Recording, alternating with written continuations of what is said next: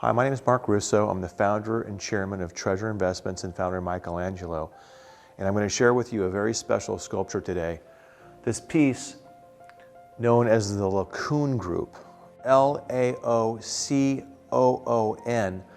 or L-A-O-C-O-O-N-E, Laocoön, or it's pronounced Laocoön, was discovered in Italy, in Rome, at 1506.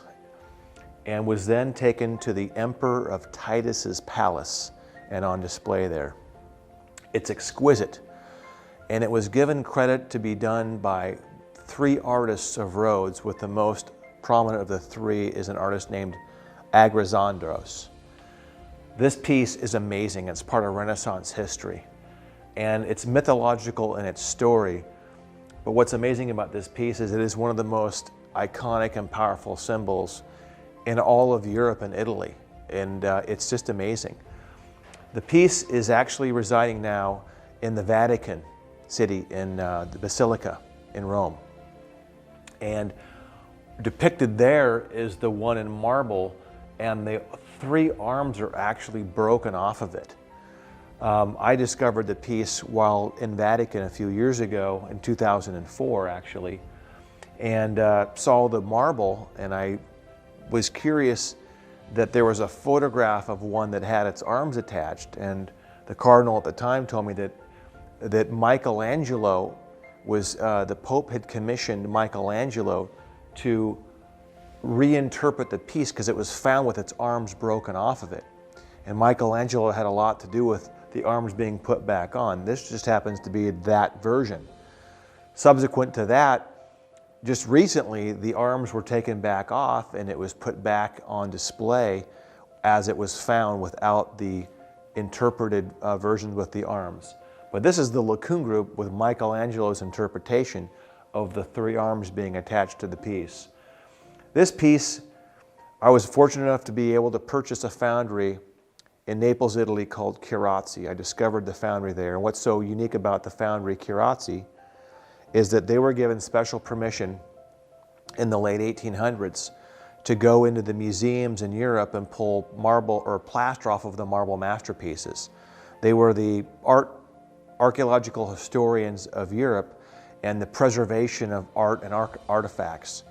They would go into the museums of the Villa Borghese, the Uffizi, the Louvre, the Vatican City, and most noted is the Archaeological Museum in Naples, Italy.